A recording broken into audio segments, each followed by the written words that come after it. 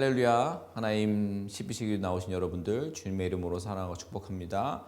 오늘 말씀은 마가복음 4장 35절부터 41절까지 있는 말씀입니다.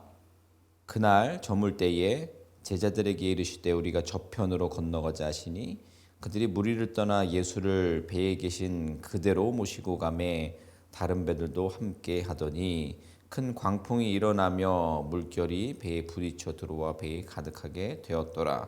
예수께서는 곤물에서 베개를 베고 누우시더니 제자들이 깨우며 이르되 선생님이여 우리가 죽게 된 것을 돌보지 아니하시나이까 하니 예수께서 깨어 바람을 꾸짖으시며 바다더러 이르시되 잠잠하라 고요하라 하시니 바람이 그치고 아주 잔잔하여 지더라. 이에 제자들에게 이르시되 어찌하여 이렇게 무서워하느냐 너희가 어찌 믿음이 없느냐 하시니 그들이 심히 두려워하여 서로 말하되 그가 누구이기에 바람과 바다도 순종하는가 하였더라. 아멘. 여러분 바닷가에서 파도의 무서움을 경험하신 적이 있으신가요?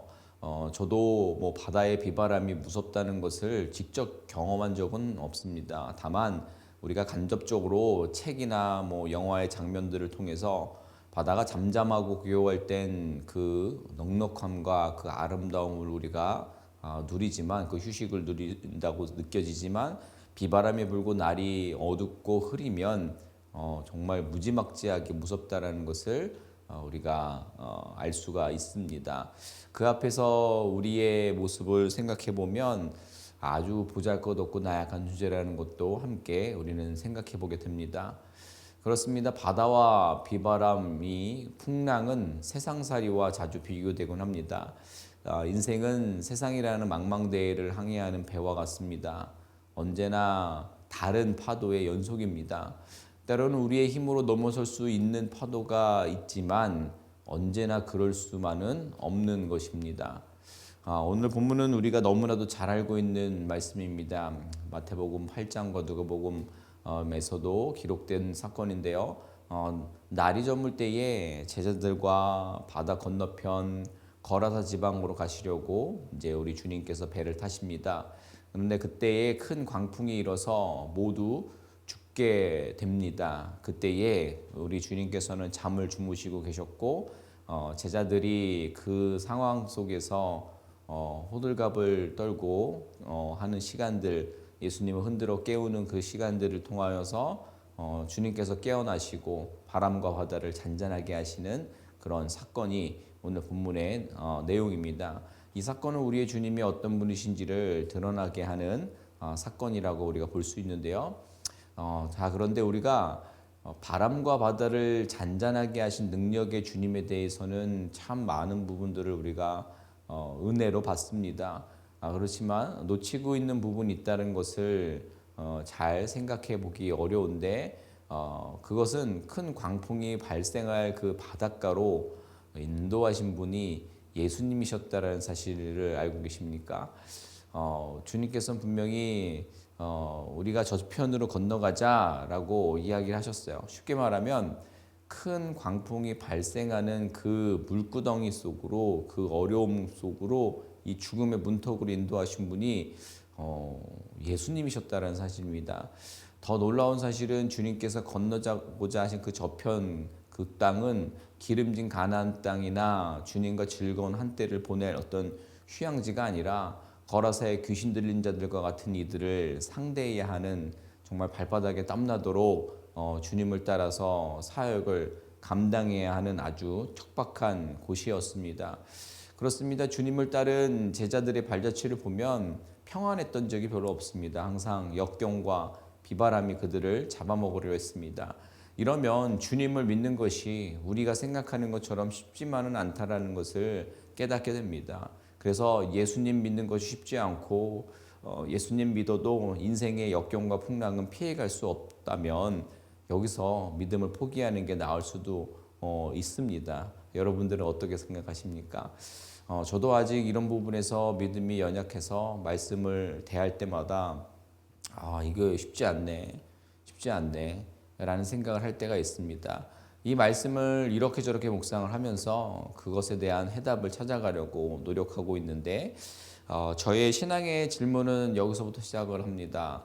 주무시고 계신 예수님의 모습, 대체 예수님은 왜 주무셨을까라는 거죠. 여러 가지 능력을 나타내시고 설교 말씀을 전하셔서 정말 피곤하셨을까? 아니면 배멀미를 하셨나?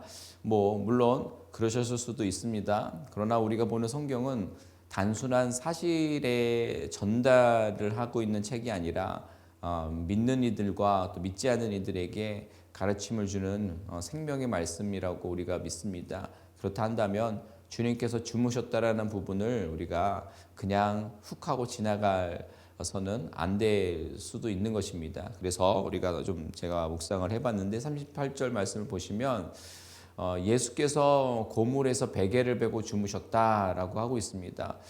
고물은 그 선미라고도 하는데 배의 뒤쪽 꼬리 부분을 말합니다. 쉽게 말하면 배의 구석에서 주무시고 계셨다라고 볼 수 있는 거죠. 우리가 이것을 신앙적인 관점에서 봤을 때, 영적인 관점에서 봤을 때 주님이 배의 구석에 계셨다. 주님이 그 인생의 구석에 계신다. 그렇게 바람직해 보이진 않습니다. 다시 36절을 보면 저희가 무리를 떠나 예수를 배에 계신 그대로 모시고 가매라고 기록되어 있는데 이 구절은 한국말 성경에서 아주 좋게 의역이 되었다고 봅니다. 좀 더 원어에 따라 해석을 하면 예수님을 데리고 다녔다.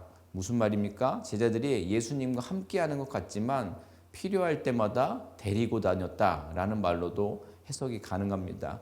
이것은 예수님을 모셨다는 표현이 아닙니다. 제자들과 그들이 탄 배는 모든 신앙인들과 교회를 의미하기도 한다고 생각합니다. 예수님께서 중심이 아닌 구석에서 주무시고 계셨다는 것은 그곳에 있는 제자들 그리고 모든 신앙인들, 모든 교회 공동체의 영적인 상태를 말해주고 있다라고도 생각을 합니다. 여러분들은 어떠십니까?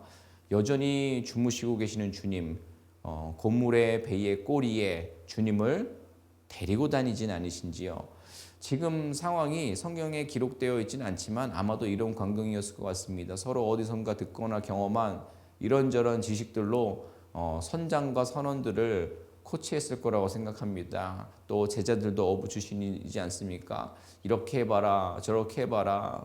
지금 이 배를 탄 건 어쨌든 내 인생이다. 내가 내 인생 책임지겠다. 왜 그거밖에 못하냐? 내가 해보겠다. 이런 식으로 아수라장이었을 거라고 생각합니다.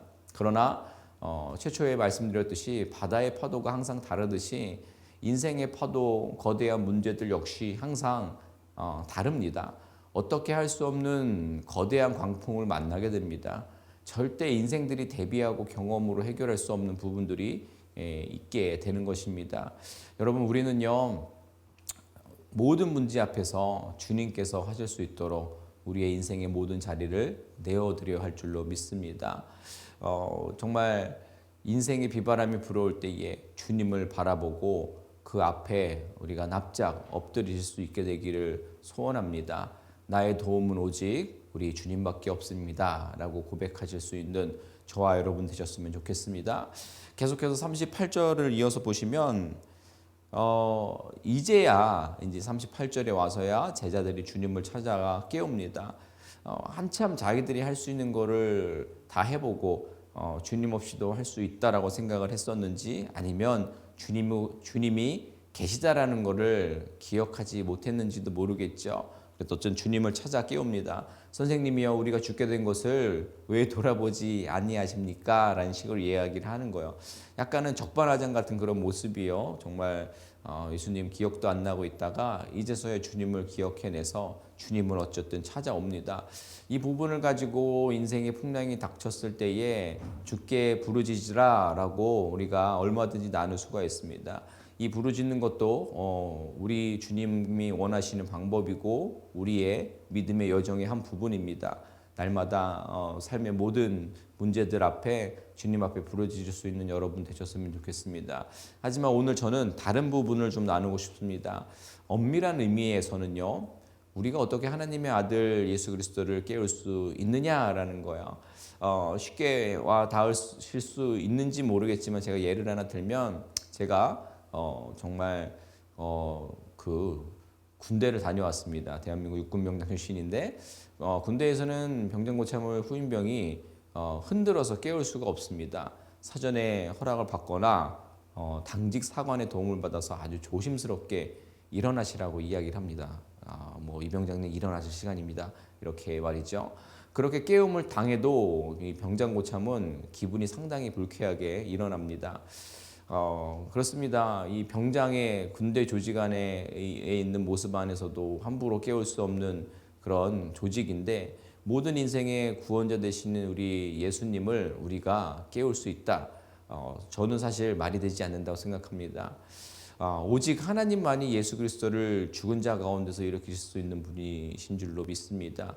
그런 관점에서 봤을 때에 예수님을 깨울 수 있는 분은 하나님 한 분밖에 없는 것입니다. 그런데 그 하나님이 우리에게 은혜 주셔서 우리 예수님께 마음껏 부르짖을 수 있는 그 은혜를 허락하셨다라는 것을 다시 한번 생각해보는 이 시간이 되었으면 좋겠습니다. 다시 말씀으로 돌아가면 제자들이 자기들이 예수님을 이제 깨우고 있습니다. 이것이 막 주님을 이렇게 주님 도와주세요, 살려주세요라고 하는 것이 여러분 이 믿음이 있기 때문에 부르짖고 있는 모습입니까? 전혀 그렇게 생각이 이제는 안 드시죠? 그죠? 처음부터 이들은 주님께 아뢰지 않았습니다. 처음부터 사실은 잘못된 믿음을 가지고 있어서 이 상황까지 오게 된 겁니다. 예수님을 배 끝칸에 데리고 다니다가 위기가 왔을 때, 급박할 때 예수님을 깨우는 잘못된 믿음을 가지고 있다라는 것을 우리는 꼭 말씀을 통해 깨달아야 하겠습니다. 그렇습니다. 어떻게 주님을 우리의 인생의 변두리에 데리고 다니다가 내가 필요할 때, 내가 말씀 듣고 싶을 때, 내가 은혜 받고 싶을 때, 얻고 싶은 거 있을 때 깨울 수 있다라고 생각하십니까? 너무나도 잘못된 우리의 신앙의 방향인 줄로 믿습니다. 진짜 우리의 믿음의 여정은요, 주님이 어떤 분이신지를 깨닫고 매 순간순간 예수님을 인지하고 내 삶의 중심의 주인으로 모시는 그 삶을 살아내야 하는 것이 우리의 믿음이자 또 온전한 부르짖음인 줄로 믿습니다. 물론 이 말을 하고 있는 저 역시도 쉽지 않습니다. 지금 당장 거대한 인생의 광풍을 만났는데 어떻게 가만히 있겠습니까? 그동안 예수님께 면이 서지 않은 것은 중요하지 않습니다. 너무나도 급박하기 때문에 내 인생의 저 구석탱이에 심지어 내가 인지하지 못했던 예수님, 맞아, 예수님이 계셨지 라고 생각하는 그때에 염치불구하고 찾게 되는 게 맞죠. 절박하면 우리가 그런 염치불구가 어디겠습니까? 지금 제자들의 모습이 딱 그렇습니다. 다급해서 예수님을 찾아가서 깨우는 겁니다. 그래서 일단 주님께서 깨셔서 말씀하시죠. 39절에 바람을 꾸짖으시며 바다더러 잠잠하고 고요하라 라고 말씀하십니다. 그래서 인간의 힘으로는 도저히 해결할 수 없는 이 광풍을 잠잠케 하시는 놀라운 장면을 우리는 보게 되는 겁니다. 이 말씀을 묵상하는 이들의 삶 가운데에 채워지는 감격스러운 말씀이라고 믿습니다. 아마도 모르긴 몰라도 이 말씀 앞에 위로를 받고 다시 일어설 수 있었던 분들도 상당히 많으실 것입니다. 이렇게 제 멋대로 행하다가 뻔뻔하게 찾아도 들어주시는 놀라운 하나님의 은혜가 저와 여러분들 안에 있다는 것입니다. 놀랍지 않으십니까? 그 하나님을 더 신뢰하며 찬양하시는 여러분 되셨으면 좋겠습니다. 그런데요, 여러분, 우리가 여기서 한 걸음 더 나아가자라는 겁니다. 우리의 신앙의 여정이 이 39절 앞에서 머물러서는 안 됩니다. 40절로 넘어가기 원합니다. 40절 말씀 앞에 우리가 부끄러움이 밀려옵니다. 주님께서 말씀하시죠. 호통치시는 거예요. 어찌하여 이렇게 무서워하느냐? 너희가 어찌 믿음이 없느냐? 라고 말씀하셔요. 제자들 입장에서는 억울할 수도 있습니다. 그렇죠? 어쨌든 위기 앞에서 다른 걸 찾은 게 아니라 재물이나 어떤 인맥을 찾은 게 아니라 주님을 찾았다라는 거예요. 그런데 주님은 문제를 해결해 주신 이후에 하시는 말씀인데 어찌 믿음이 없느냐라고 하시는 거예요. 어찌 믿음이 없느냐라고 말이죠. 여러분, 우리는 아직까지 내가 필요할 때에 부르면 언제든 오셔서 해결해 주실 하나님으로 믿습니다. 우리의 사업도 물질도 내 자녀도 기도한 대로 다 들어주실 줄 믿습니다. 당연히 오늘 이 광풍을 부르짖음 속에 제자들의 그 간절함에 응답하신 잠잠케 하신 주님께서 저와 여러분들의 인생에 나타나는 모든 광풍도 잠잠케 해주실 줄로 믿습니다. 그 하나님을 신뢰하시기 바랍니다. 그런데 다시 말씀드리지만 거기서 멈추는 것이 아니라 그 다음에 주님께서 어찌 믿음이 없느냐라는 그 음성 앞에 우리가 우리의 믿음과 삶을 되돌아보기 원하자는 겁니다. 이제 그 연약한 믿음을 깨트리길 원하시는 그 음성을 들을 수 있는 저희들 되었으면 좋겠습니다. 모든 인생의 주인 되시는 주님께서 나를 주장하시도록 하는 그런 믿음으로 살기를 원합니다. 물론 내가 필요할 때 찾는 것도 믿음입니다. 그러나 이제 주님이 어떤 분이신지를 아는 믿음을 가지고 그 존귀하신 주님을 우리의 삶의 중심으로 모시고 살아가기를 원하고 계신다라는 겁니다. 41절을 보실까요? 그들이 심히 두려워하며 말하며 그가 누구이기에? 라고 말씀하고 있어요. 이것은 굉장히 놀라운 말씀이에요. 아직 제자들이 예수님이 누구인지를 모르고 있다는 겁니다. 제자들은 모든 것을 다 내버려 두고 주님을 따른 이들입니다. 주님이 어떤 분이신지를 가장 가까이에서 체험한 이들이었습니다. 그런데 복음서 기자는 그들이 주님이 어떤 분이신지를 모르고 있다라고 분명하게 말해주고 있습니다. 이것은 제자들 역시 주님을 따르고 있는 이유가 삶의 어려움을 이기게 해주고 삶의 반전을 이룰 수 있게 해줄 존재로만 믿어왔다라는 것을 분명하게 우리에게 깨닫게 합니다. 여러분들은 어떠세요? 여러분들이 붙들고 섬기는 주님이 대체 누구이신가요? 소원을 들어주는 요정인가요? 여러분, 그분께서는 저와 여러분들의 그리스도이신 줄로 믿습니다. 그분은 천지 만물을 주관하시는 하나님이신 줄로 믿습니다. 세상에 그 어떤 것도 주님이 하시는 일을 막을 수 없는 줄로 믿습니다. 세상에 그 어떤 것도 우리를 향한 그분의 사랑을 끊을 수 없는 줄로 믿습니다. 우리를 구원의 길로 인도하신 그분에 대해 깨닫는 것을 우리는 멈추지 않고 그 믿음의 여정을 살아가야 할 줄로 믿습니다. 그동안 내 마음대로 생각한 은혜들, 내 필요를 위해 찾고 부르짖는 신앙을 잠시 내려놓고 진정한 믿음이 무엇인지 묵상하시는 이 아침이 되었으면 좋겠습니다. 주님 오늘 우리에게 이렇게 말씀하시는 것 같아요. 이제는 너의 인생의 그 마음방 문 밖에 또 너의 인생의 구석에 있다가 내가 필요할 때만 깨움을 당하는, 그래서 그 소원을 들어주는 이가 되고 싶지 않다. 이젠 정말 너와 함께 너의 인생을 주장하고 싶다. 내 마음의 주인이고 싶다. 이렇게 말이죠. 그렇게 늘 우리의 삶에 동행하시기를 원하시는 주님의 그 마음과 그 주님의 자리를 다시 한번 내어드릴 수 있는 오늘 이 하루의 중심의 시간 되시기를 주님의 이름으로 부탁을 드립니다. 우리 함께 기도했으면 좋겠습니다. 나에게 주님이 그동안 어떤 분이셨는지를 다시 한번 생각해 보기 원하고 그 가운데 혹시나 그분이 어떤 분이신지는 별 관심 없이 내 필요할 때에 내 필요에 의해서만 내 기도에 응답해 주셔야만 하는 분으로 우리가 인지하며 살아가고 있지는 않았는지, 그렇게 예수님을 이용하고 있지 않았는지 주님을 다시 알고 주님을 더욱 신뢰하며 주님을 마음밭에 온전히 모시겠습니다. 주님께서 나와 우리와 함께 하시고자 하는 그 마음을 우리가 깨닫기 원합니다. 주님을 내 마음의 중심에 모시게 하여 주옵소서. 성령님 함께 하여 주옵소서. 함께 기도하도록 하겠습니다. 기도합니다. 하나님, 이 시간 오늘 말씀을 기억하며 우리 주님에 대해서 다시 한번 묵상하는 시간을 갖기 원합니다.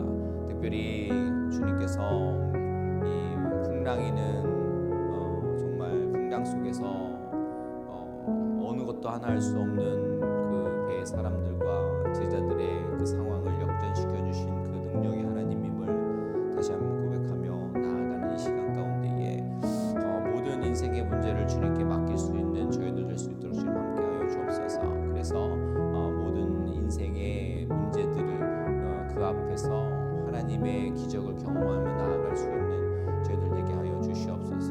그러나 하나님, 저희들의 삶의 신앙의 여정이 거기에서 머무르고 싶진 않습니다. 주님 소원하기는 주님을 더욱더 인지하고 신뢰하기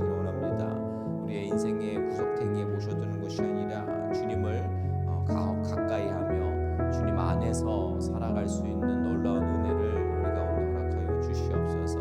내 마음의 중심에 모시며 아버지 그분께서 일하실 수 있도록 아버지 주님 그렇게 아버지 주님께로 나아갈 수 있는 저희들의 위남 될 수 있도록 주님 함께 하시고 주님 우리에게 그 연약한 지경 가운데에 성령님의 인도하심을 통해 그 하나님 원하시는 삶의 방향으로 우리가 나아갈 수 있도록 주님께서 우리와 함께 하여 주시옵소서.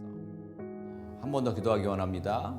우리가 연약한 우리 지체들을 위해서 기도하기 원하는데 육체의 가시로 고통받고 있는 이들 그리고 삶의 문제로 실족해져 있는 이들 물질의 문제 또 가정의 문제 또 여러 가지 갈등 등의 문제로 하나님 앞에 더 나오지 못하고 하나님 더 신뢰하지 못하고 있는 그들의 삶 가운데에 주님이 찾아가 주셔서 주님만이 주실 수 있는 위로와 평강과 또 회복과 치유의 은총이 저들의 삶을 다시 주장하고 저들이 그 어려움 가운데서 다시 한번 일어설 수 있는 은혜 있게 해달라고 우리 함께 연약한 지체들, 연약한 환경에 있는 모든 이들을 기억하면서 기도하도록 하겠습니다. 기도합니다. 또 그 환경에 놓여져 있는 이들이 있습니다. 주님께서 저들의 그 시간 가운데 주님 언제나 함께하여 주시옵소서. 육체의 가시로 고통받고 있는 이들의 삶 가운데에 그 어둠 가운데 그 차가운 시간들 가운데 고통 가운데에 주님만이 주실 수 있는 아버지 위로와 평강과 또 나음이 있게 하여 주시옵소서. 삶의 공과 문제로 아버지 정말 흔들리고 있는 이들 모든 아버지 물질과 또 가정의 문제 또 신앙의 문제로 힘겨워하고 있는 이들 가운데에 하나님 정말 빛의 속도로 다가가 주셔서 저들의 삶에 위로가 있게 하시고 그리고 새로운 소망이 있게 하시고 다시 한번 아버지 그 광풍을 넘어서서 하나님 주시는 그 잔잔함을 누릴 수 있는 저들의 삶 될 수 있도록 그 연약한 모든 환경에 있는 이들을 주님께서 붙들고 함께하여 주시옵소서. 하나님 오늘 말씀을 통해서 어떠한 인생의 광풍이 찾아오더라도 주님과 함께하고 주님께 부르짖으면 주님께 의탁하면 주님께서 모든 문제를 잠잠케 하시는 기적의 은혜를 우리한테 허락해 주신 줄로 믿습니다. 주님 그러나 우리가 그 인생의 광풍이 멈추는 그 신앙 여정에서 멈추고 싶진 않습니다.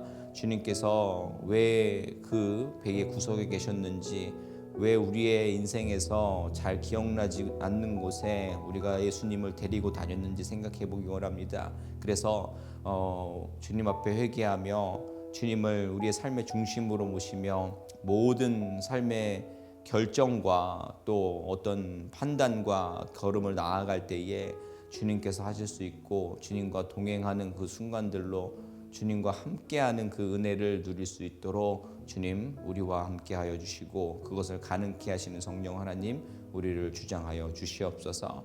이 시간 연약한 지체들을 주님께 올려드렸습니다. 육체의 가시로 고통받고 있는 이들의 어려움들 그리고 삶의 공고한 문제들로 지금 낙심하고 실족하여 있는 모든 이들 삶 가운데 주님 찾아가 주시옵소서. 주님만 주시는 위로와 평강과 또 회복의 역사를 저들 가운데 허락하여 주시옵소서. 주님과 동행하는 그 시간들을 통하여서 온전한 회복이 나음이 있을 수 있는 은총을 저들 가운데 허락하여 주시옵소서. 오늘도 주의 말씀 한 절을 붙잡고 이 하루를 살아가려고 하는 모든 우리 성도님들 가운데에 주님 찾아가 주셔서 그 부르짖음 그 기도 제목 가운데에 그리고 때로는 신음조차 나오지 않는 그 부르짖음 속에도 이미 응답하실 하나님을 더욱 신뢰하며 이 하루 힘차게 소망의 하루를 살아갈 수 있도록 그 은혜를 우리 모두에게 허락하여 주시옵소서. 감사하며 예수님의 이름으로 축복하며 기도드립니다. 아멘. 감사합니다. 어떠한 상황 가운데서도 승주찬